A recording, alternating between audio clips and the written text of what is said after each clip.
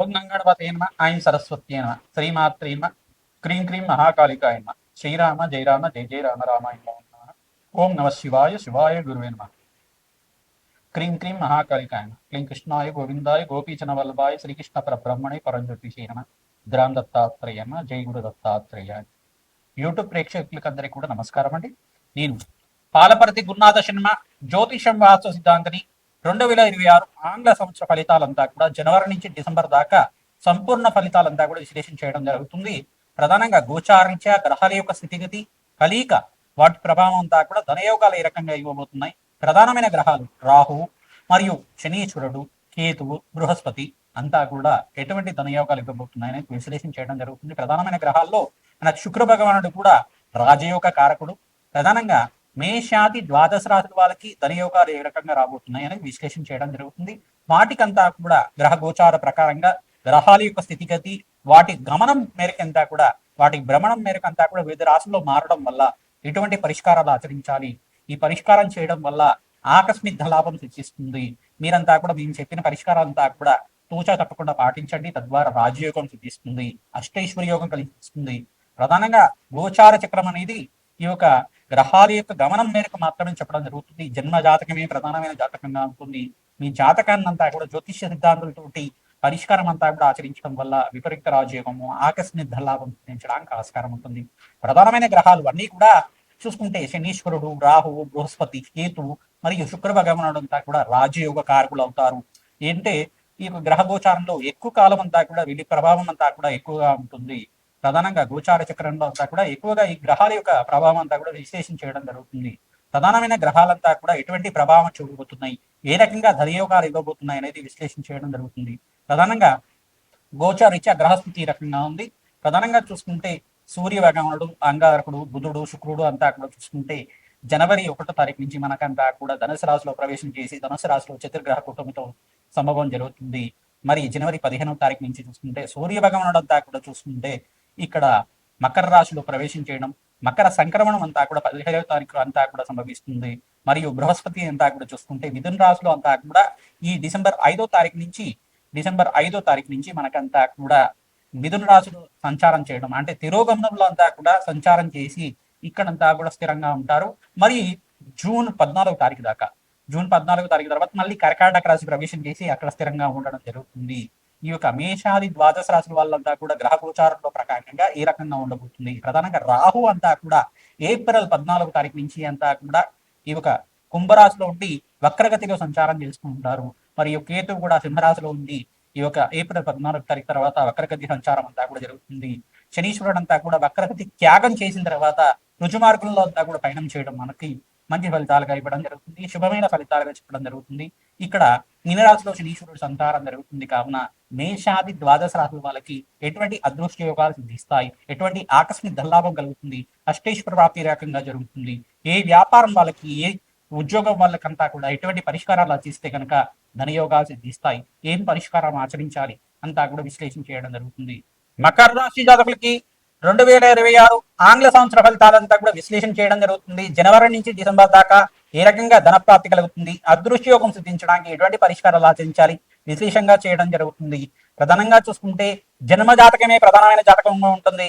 మకర రాశి జాతకులకి విశేషంగా జూన్ 14 తర్వాత రాజయోగం సిద్ధిస్తుంది. ప్రధానంగా సప్తమ స్థానంలో బృహస్పతి సంచారం అంతా కూడా ఉచ్చ స్థానంలో సంచారం చేయడం, ఇక్కడ చూసుకుంటే శని భగవానుడు అంతా కూడా రుజుమార్గంలో అంతా కూడా మీనరాశిలో సంచారం చేయడం, రాష్ట్రాధిపతి కూడా యోగకరంగా శాంతంగా మారడం వల్ల విశేషమైన పుణ్యప్రాప్తి కలగడానికి ఆస్కారం ఉంటుంది. ప్రధానంగా ఇక్కడ సూర్య భగవానుడు, అంగారకుడు మరియు చంద్రుడు అంతా కూడా యోగకరంగా ఉండాలి జాతకరీత్యా.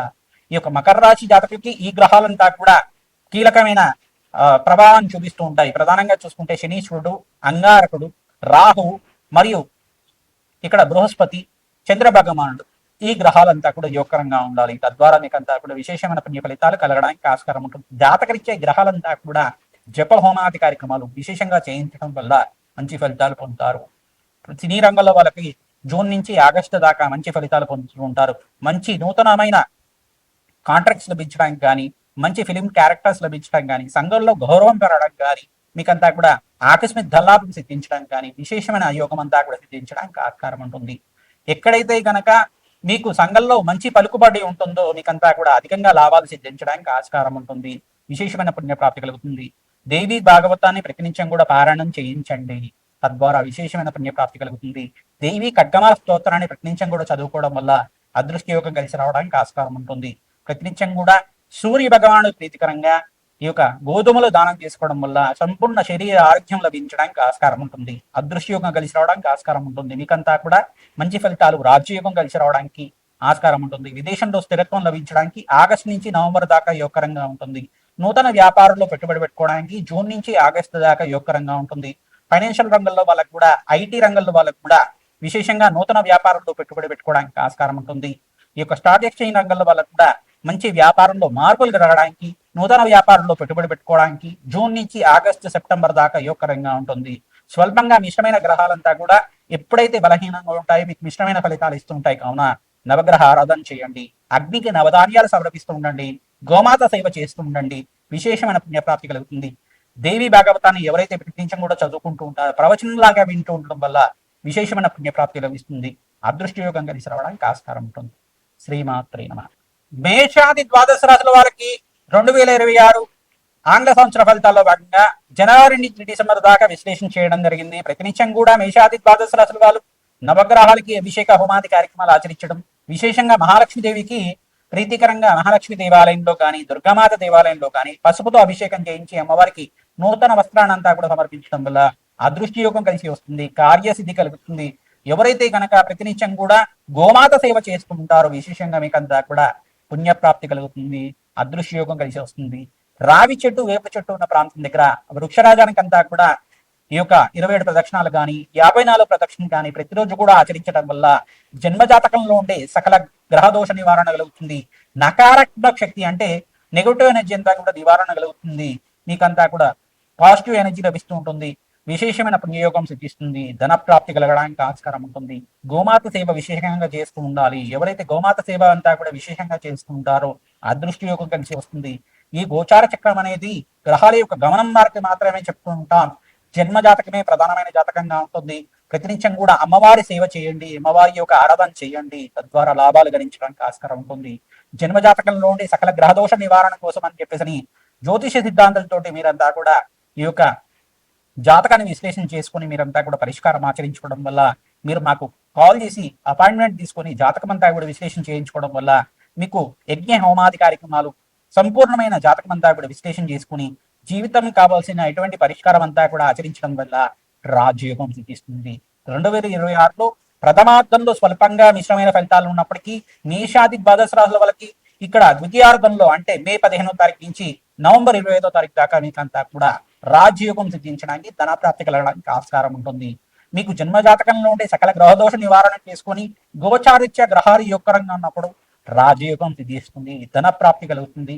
విశేషంగా బీదవాళ్ళకి అంతా కూడా అన్నదానం చేయండి, వస్త్రదానం చేయండి. తద్వారా రాజ్య ప్రాప్తి కలుగుతుంది. ధనయోగం సిద్ధిస్తుంది. అదృష్ట యోగం కలిసి వస్తుంది. మీకు ధనప్రాప్తి కలగాలంటే ప్రతినిత్యం కూడా లక్ష్మీ కుబేర శాంతి హోమాది కార్యక్రమాలు ఆచరించాలి. వ్యాపారస్థంలో కానీ, మీ గృహంలో కానీ, దేవాలయ ప్రాంతంలో కానీ జప హోమాది కార్యక్రమాలు ఆచరిస్తూ ఉండడం వల్ల విశేషమైన పుణ్యప్రాప్తి కలుగుతుంది. అదృష్ట యోగం సిద్ధిస్తుంది. అప్పుల బాధల నుంచి బయటపడడానికి ఆస్కారం ఉంటుంది. అదృష్ట యోగం కలిసి వస్తుంది. వివాహాది శుభకార్యాలు జరగడానికి ఆస్కారం ఉంటుంది. మంచి శుభమైన ఫలితాలు పొందడానికి ఆస్కారం ఉంటుంది. అదృష్ట యోగం కలిసి వస్తుంది. శ్రీమాత్రే నమః.